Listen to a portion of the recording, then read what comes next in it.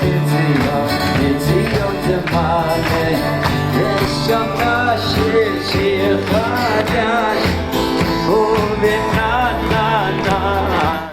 like to welcome back the listeners of Torah Anytime and Yibineh to the Kavanah L'Mitzvos Foundation, KLM.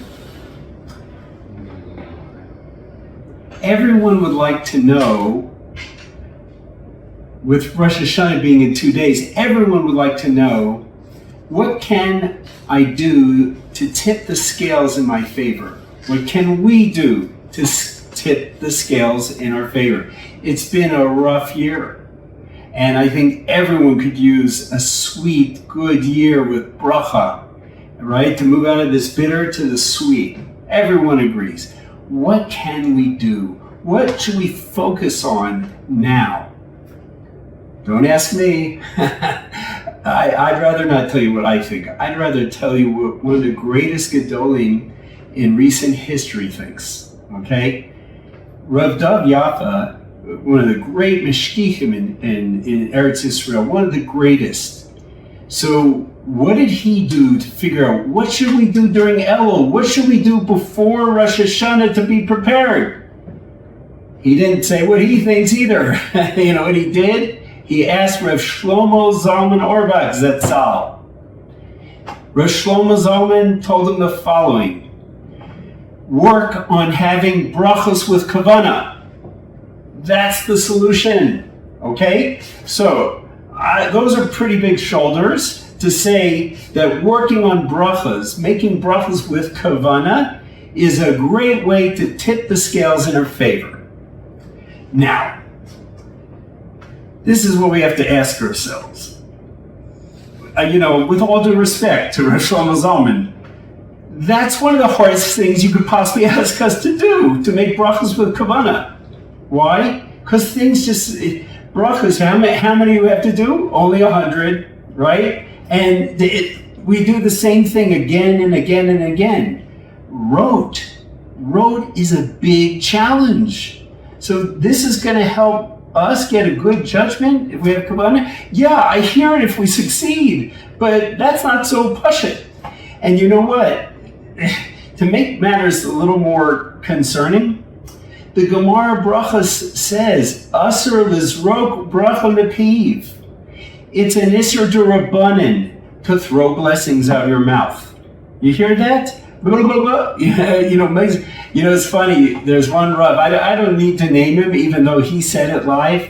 He was in an army in Europe, not a Jewish army, and he was I think from birth, and he was making brachas.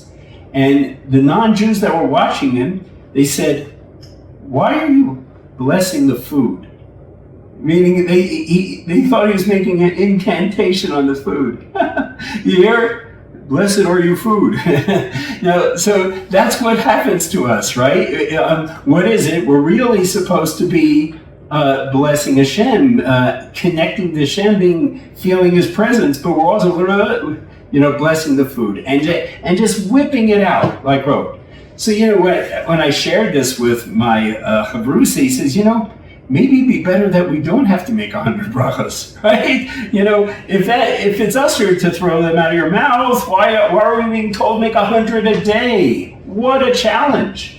And for those of you who even know basic arithmetic, okay, Rav Yagain Zetzal, one of the great Kiruv rabbis in past decades.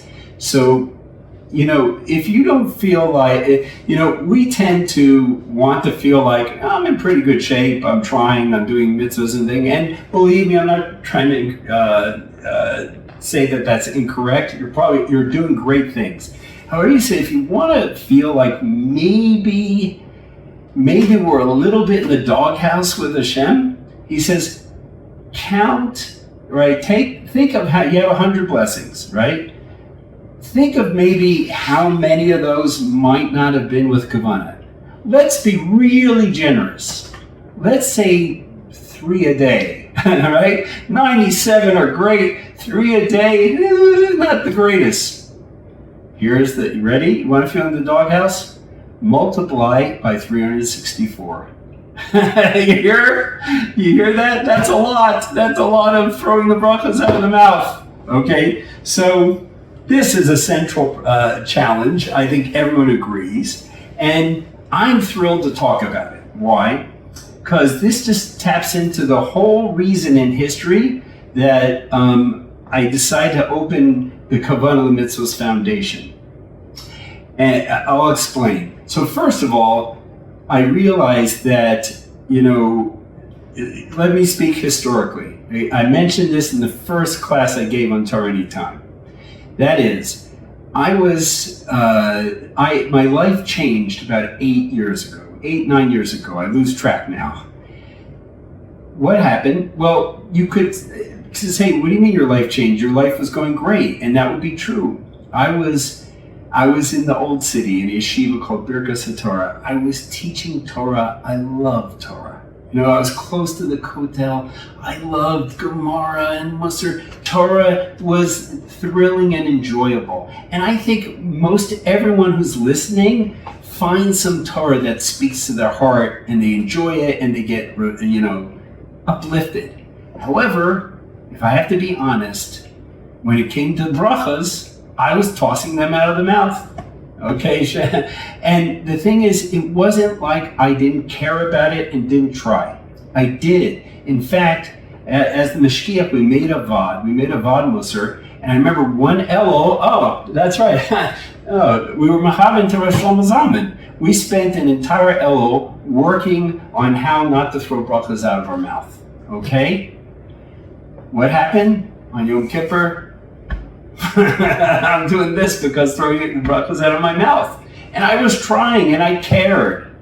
So we all have to realize that you never know when Hashem is going to break things open in the heaven and help you. Well, he did to me about 8 years ago. And that's what changed things.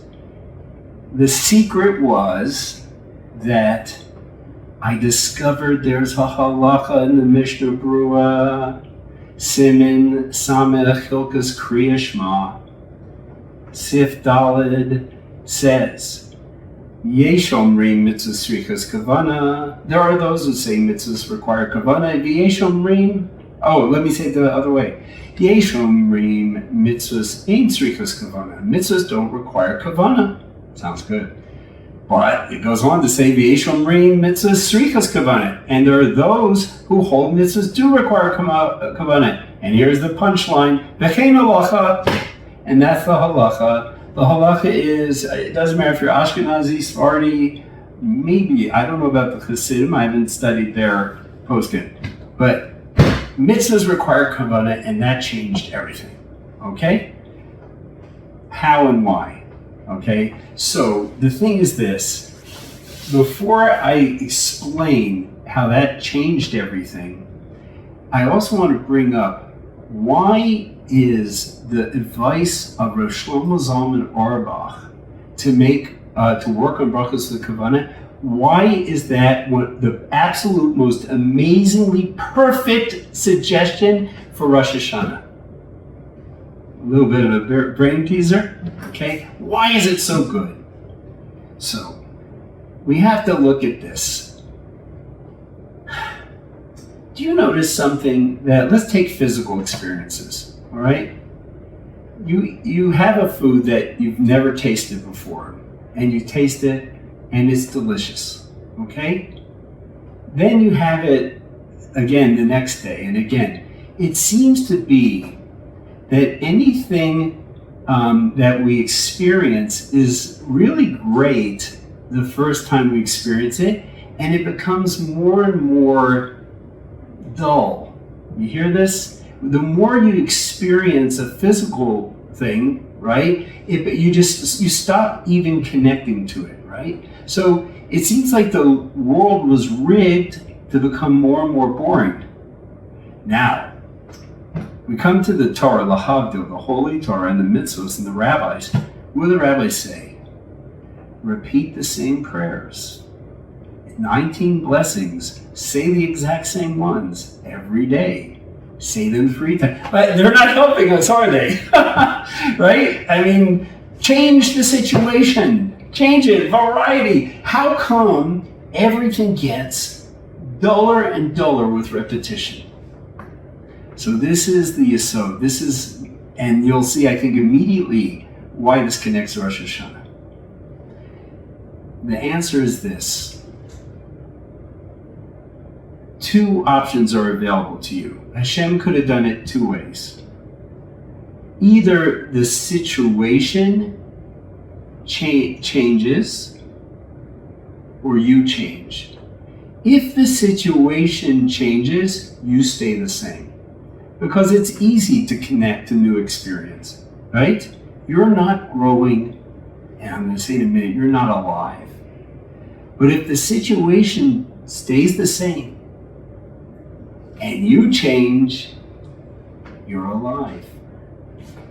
Remember this? This is so funny. You know, my Rabbi would say so many, tell us so many stories and colorful things. Rosh Shimon Green Shlita. So, and I would only, it takes 40 years, you only start to understand their depth, a bit later. So one of the things, he told this thing about Japan, there was about 30 years, Japan was like in the leading world economy. Their cars were better, and the Americans' cars were, and American products were just getting whipped by the Japanese.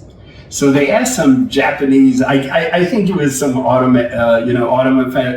manufacturer, so they asked him, what do you think the reason is? So he says, for Americans to be or not to be. For Japanese, only to be. You hear that? For Americans to be or not to be. For Japanese, only to be. Now, Hashem says to us, ready? There's a mitzvah, d'oraisa. And what is that mitzvah d'oraisa? It was in this past week's parsha. B'charta b'chaim. Choose life. Okay? I put before you life and death. Choose life. Now, think about that. That's a choice, right? Why is Hashem saying, does Hashem want us to choose death? We're his children. Why would he say, here, I put before you life and death, choose life. Okay, so he's coaching us that way. The answer is that he's saying that only to be. In other words, there's no choice to choose life. There's what Hashem wants you to say is, I want life, and to choose life. But he's not going to force you to. And guess what? The default position is, you don't have to be alive. And I'm not talking in a physical sense, right? To be alive in a physical sense, that's a gift, no effort on your part. Okay, maybe it's take your out. But generally speaking, right now, you don't have to do anything. Just keep going, right? But spiritually, that's a choice. Are you going? And Hashem says, I'm not going to force you. You can either be turned on and engaged in the moment, the midst of the moment, or death. You can just not, it can be boring. It can be rote. Everything has to have the potential of being boring for us to be alive. Otherwise, Hashem's living, right? He's constantly pumping existence into the world and making things exciting. And I'm just, okay, like this. But no, Hashem says, I'm going to make it boring. I'm going to make it that you have to call forth yourself to be connected to life. Okay? Now, what are we asking for on Rosh Hashanah? Zachreinu l'chaim. Right? Please give us life. Now, there's many Rishonim and Achronim who explain that doesn't mean physical life. Okay? There's different calculations. I'll just give you Rev Moshe Sternbach Shlita, Rev Chaim Friedlander Zetzal. They say, Zochreinu l'chaim, you're saying, Hashem, give me the opportunity to be spiritually alive. Give me the mitzvah b'charta b'chaim. Set me up to choose life. Okay? So now we go back to Rosh Shlomo Zalman Auerbach. He says, Brochos with Kavanah. Because you have at least 100 options to choose life. Right? And if you are bringing forth your the koach of your neshama, and you're having kavanah, guess what? You're showing Hashem you want life. Zochreinu l'hayim, the real life. Okay, that's the pep talk. But now, how do we do that? Okay, is it just, I want life, I want life, Brochos. So I tried that in that VOD. And it just doesn't work, okay? So I'm going to give you, and I'm going to show you, now we understand, I'm going to show you why Kavanah mitzvahs changed my life. The Kavanah everyone thinks about is called Kavanah's Halev. And that's what we'd say, I had good Kavanah when I made the bracha, or when I daven, or I had bad Kavanah. What do we mean? If we had good Kavanah, we were focused and connected. If we had bad Kavanah, we were distracted, disengaged, bored, God forbid. Okay? That's called Kavanah's Halev. But there's a Kavanah that comes into the picture before that. And it's not about focus and concentration. Hashem says, Yesh omrim mitzvahs ein tzrichos kavanah. Yesh omrim mitzvahs tzrichos kavanah. There are those that say mitzvahs require kavanah, and that's the halacha. You know what the halacha is? What does kavanah mean? It means intention to do the act as a mitzvah. All right? Meaning before you make a bracha, before you learn Torah, before you smile at your spouse. You're not supposed to just do the mitzvah. Stop. Stop and have intention for what you're doing. And I've seen great modern thinkers say, intention is great for attention. Okay? So first of all, that to fulfill that mitzvah, you have to stop, okay, before you act. That already opens you up to be present and alive in the moment. And guess what? The mere act of stopping is a mitzvah. What's the mitzvah called? Hachana, preparing. The High Adams brings the source. This is a mitzvah medivrei Kabbalah. What does that mean? I don't mean mysticism. I mean from the Navi. It's Kain Deraisa. What's the mitzvah? Hechinu l'kras Elokecha Yisrael. Prepare yourselves to greet your God, Yisrael. When you, let's say, use the restroom before you daven, right? When you do any act of preparation, you're fulfilling that mitzvah. So already to stop is huge, okay? It's already a mitzvah, okay? So here's the secret. Secret number one of how KLM can help with this is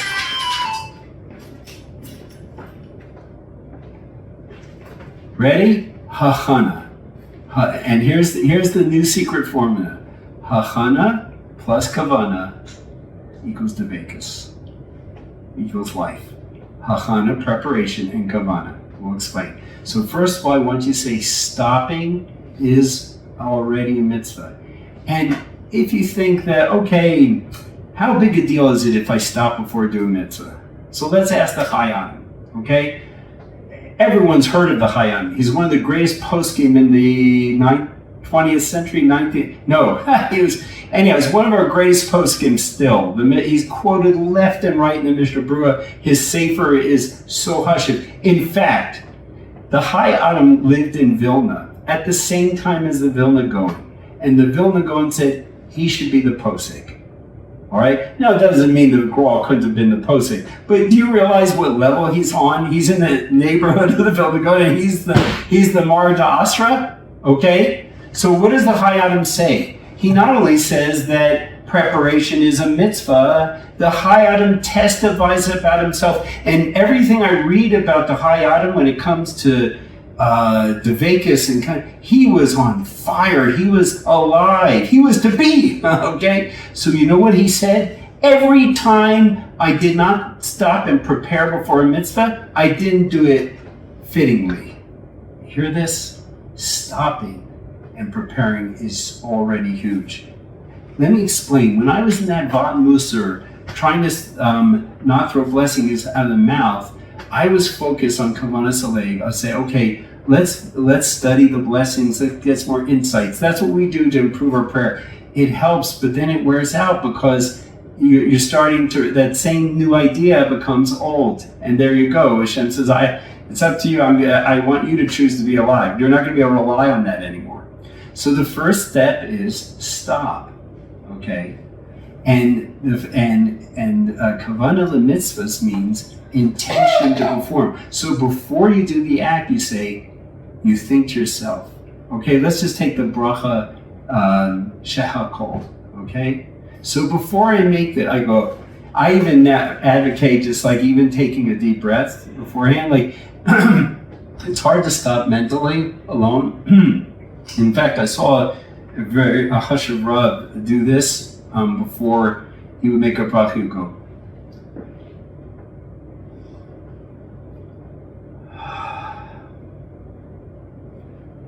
he stopped. And I call this ecstasy. If you want to be in ecstasy, stop and then think, what am I intending to do? I'm intending to make a bracha to fulfill the ratzon of Hashem. That's think. And then the last step, okay, you have a live demonstration coming up. The last step is to concentrate. Now, here we go. I'm going to help you concentrate as follows, okay? Thank you. All right, so ready? Please go have a glass of water wherever you are. And you pause the video. But the first thing is, do not throw this blessing out of your mouth. The first thing is, when you're picking up, stop. Think about what you're doing. I'm making a mitzvah of Birkas Nenim. It's really Deraisa because any Rabbanan is also Deraisa. But don't worry about that, I don't want to overwhelm you. Stop. I'm about to make a bracha Hashem because you commanded me to. Okay? That's the first stage. Stop. Okay? But here's the next part. Concentrate on the words. Now so the first part is when you stop and think, you fulfill the mitzvah of having kavanah for the mitzvah. Intention. Kavanah means intention there. But now when you say, Baruch atah Hashem Elokeinu melech haolam asher, right? When you say that, kavanah salev kicks in. And now your job is different. STC, stop, think, what kavanah, have it, concentrate, okay? But I'm not gonna just tell you, grit your teeth and focus, but that's already great. If you realize Hashem has tasked me to concentrate now, that's great. In fact, I think before I tell you my secret on how to concentrate, I want you to understand the makor of all of this, okay? Ezo avoda shebalev. What's the service in the heart? What will most of you say? Ezo, what avoda is in your heart? What's the avoda Hashem wants from you in your heart? This is the second paragraph of the Kriya Shema. V'yavadata es Hashem b'chol levavachem. Well, according to the Gemara and the Rambam, it's tefillah, right? Avoda means work, and work is usually done physically. Yet, we're told, work your heart. So how do you work your heart? Rambam, pray. But the Ramban, the Nachmanides says, no, he says tefillah is Rabbanan, okay? He makes a big argument like that, okay? I'm not going to discuss the halacha, but I am going to discuss this. We have to ask the Ramban, with Nachmanides, we have to ask him if V'yavadatem es Hashem b'kol levavachem is not referring to tefillah, then what does the Ezo avoda shebalev? What is it we're supposed to do? How do you work Hashem? How do you serve Hashem with your heart? The Ramban in the Hasagas, in the mitzvahs of the Rambam and Sefer Mitzvahs, he says, Kavanah. How do you serve Hashem with all your heart? 2 lameds, 2 hearts, with Kavanah. And the Chai Adam says that even the Manda Amar that says mitzvahs don't require Kavanah, meaning you don't have to have intention beforehand, and you still get credit for the mitzvah. Everyone agrees that's not ideal. But even that Manda Amar says that if you don't have intention when you're doing the mitzvah, you were mavatal the mitzvahs aseh of yavadatem es Hashem b'kol levavachem, of not serving Hashem with your whole heart. So serving Hashem with your whole heart, according to this machalach in the Hayam, is with Kavanah. And I remind you, there's two types of Kavanah. The first Kavanah is stop, prepare, that's one mitzvah. Thinking and aligning your intentions before you act, that's Kavanah l'mitzvah's intention. And then Kavanah Saleh means focus your heart, okay? So this is so in my thing of STC, and by the way, if anyone wants, I'm constantly producing all sorts of tools to help with this. So please contact me at either our website, Kavanah Mitzvahs Foundation, or just rabbiwegbreit@gmail.com. Just message me and I'll get you these tools, because you can learn them and then forget them. But let's just go back to this, okay? So we have STC. This is the first strategy. Stop. That's a mitzvah. Preparing. Think. Have intention. Kavanah l'mitzvahs for the mitzvah. And then we have, right, concentrate. That's C. Okay, so now what we have to do is we need some help concentrating. I told you, the classic way people improve their concentration is by learning new insights into the words you're saying day in and day out. That's called parashah milim, understanding it. It's great, but it has a certain problem. It's prone to rote. You know, okay, look, you can keep doing that. But I have an idea. I want to give you if you have a task to do, you're more focused. All right? So if you're doing the Brochos and your only task is to read it and connect, okay, but what if you had other jobs to accomplish in the bracha that are themselves mitzvahs? That helps a lot. So I'm about to present you with what I call the art of a bracha. Okay? 3 tasks to achieve in every bracha. If you do this, you are right on with what the bracha is for. Okay? I call it the art of a blessing. And here we go. And by the way, we'll demonstrate. Okay? We will demonstrate in a minute. But, all right, Baruch atah. Notice, what did I just say? You, blessed are you. All right, the first task is awareness that you're speaking to Hashem. A for awareness. Okay? Baruch atah, you. So, here's another one. To be or not to be. Is Hashem present? Well, if Hashem isn't present in some way, there's no existence. Okay. Now, I did. This is very funny. To teach this point about awareness of being in the presence of Hashem, so I would ask people as follows. I'd say, did anybody in the room pay attention? Has anyone in the room 5 minutes ago were they paying attention to their breathing? So almost everyone I did this in front of, I spoke in front of many, many groups. No one was paying attention that they're breathing. But one guy is like this mindfulness guy, he was. He almost killed it. Right? All right, everybody, let's do it right now.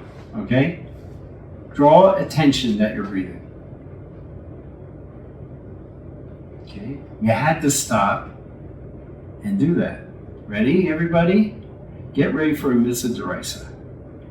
The first commandment, the 10 Commandments, Anochi Hashem Elokecha, I'm your God who took you out of Egypt. That's the mitzvah of believing in Hashem. One of the highest expressions of believing in Hashem is recognizing you're in His presence, awareness of His presence. Okay? So that's aware. Okay, so let's do that. We had to focus on our breathing. Let's focus on the fact that right now, in this room and wherever you are, Hashem is present. Take a second. I hope I'm behaving myself. Okay, that's awareness. The second R, reverence. Reverence. When you say Hashem, holy name, Adonai, Eloheinu, Melech HaOlam. So especially Hashem's name, when you say that name, Yud Kei Vav Kei, and you're mindful that I'm saying Adonai Kol, you're treating the name with reverence. When you say Elokeinu, and you think about it, and you say it with respect, mitzvah d'oraisa Yiras Hashem. Literally, Yiras Hashem. Reverence for the name of Hashem. You hear this? So, the first mitzvah, when you make any bracha, falls into this category. When you say you, and you draw Hashem into your awareness, and you have intention to fill mitzvah of Muna, okay? That's awareness of Hashem. Amazing! You should be shouting from the rooftops. I just fulfilled the mitzvah d'oraisa, that first commandment when I made a bracha. I just want to prove that you should be like that. You should faint with joy. After all, what can you be paid for doing a mitzvah? Nothing in this world matches it. Okay? So do you realize what you do when you do a single mitzvah? Okay, then we go to reverence. So you say Hashem's name, and you think Adonai Kol when you say the Yud Kei Vav. When you treat it with respect, that's a mitzvah of Yiras Hashem. Mora Hashem. Good? One more. So that's AR of art. Finally, T, thanks. What are we really saying? Rabbi Miller says, with Baruch atah, you're really saying, thank you for creating and supplying this wonderful thing. You hear? Thanks, right? I love saying this. See, you could be concentrating really seriously, Baruch atah Hashem, shehakol nid'eh, and you know the parish of Milim. You know everything comes into His word. But what could be missing? So here's one of my favorite jokes, okay? There's a big Shabbos table, Rabbi's running the table. He says, by the way, everybody, before you bench, don't forget to thank Hashem. You could have Kavanah, you could be focused on Birkas Hamazon, but not be gushing with gratitude. Well, thank you, Hashem. Well, it's amazing. You've been supporting me, you took me out of Egypt. You should be feeling gratitude. That's thanks. That's the art of a blessing. So, all right. Now, everybody, we're going to zoom in on this. All right. Again, just like I said, please get in touch if you would like one of these beautiful, designed by my daughter, I'm a little proud, things. ART, awareness that you're in the presence of Hashem. You'll see if I memorize this. Okay, A for awareness that you're in Hashem's presence. It's just like noticing your breathing. You have to stop and have in mind that mitzvah. Then reverence, right? Reverence when you say Hashem's name. And last but not least, T for thanks. The purpose of the mitzvah is really to express gratitude. Okay? So, try this. Okay? Let's go back to the beginning. All right? Let's go back to the beginning and remind ourselves. What can we do to tip the scales in our favor? The answer says, Rosh Shlomo Zalman Auerbach, say brachos with Kavanah. Okay? Is it hard? Yes. By design? Yes. Why? Because it's another mitzvah called choosing life. Being alive physically, no brainer. But Bahar B'chaim is a mitzvah because Hashem designs every experience with the option to be present, engaged, and connecting to Hashem, or to opt out. If you choose to connect, you're choosing life. And then, wow, you get the Zachrenu L'chaim and Hashem saying, are they serious? Well, if you're doing this, you're serious, okay? And therefore, you'll do it. Now, we said though, we still need help. By the way, the reason I'm in business right now is because mitzvahs don't occur in a vacuum. The Yetzer Hara is busy trying to derail the Yetzer Hara wants our death, right? It says he spends his whole time seeking the death of the righteous, okay? Well, death, again, best explanation, spiritually, okay? And therefore, we have to realize it's not taking place in a vacuum, so we have to be very, very clever about this and pray to Hashem for help, okay? So what we have to do is, to review, we have to reach a state of ecstasy. We have to stop, which is Hachana. Then we add Kavanah. Hachana plus Kavanah, and okay? And what does that equal? The Vekas, all right? So now we get, there's two types of Kavanah, right? The first one is intention to fulfill the mitzvah, right? That's think what you're doing. Stop, think. L'shem mitzvahs birkas hanah. And then C, concentrate. How do you concentrate? By the art of a bracha. And that is A, awareness that you're in the presence of Hashem, and have in mind that mitzvah of Amunah. Reverence for Hashem's name. Say it with care and respect, and you fulfill a mitzvah of yours, Hashem. And T, thanks. Thank Him. And that is for sure a way for you to be in a state of devekus. Okay? I'll make the bracha, okay? You'll just try to review what I'm doing. L'shem mitzvahs birkas hanah. Art. Baruch atah Adonai Eloheinu melech haolam shehakol nihiyeh b'voro. Chasida chasima tova l'chaim la'altor. If we really exert ourselves to improve our brachas and have kavanah. Wishing everybody a sweet and amazing year filled with bracha and success in every way. And most importantly, the Jews that are still suffering, the Jews whose lives are still in danger, right? Let's not, it says that famous Yiddish saying, you're only as happy as your saddest kid. So this Rosh Hashanah, let's pour our heart out for the hostages, for the soldiers, for the people who are wounded, for all the suffering. Let's put them in our hearts and yearn for the Geula Shlema and the healing and joy of all Klal Yisrael.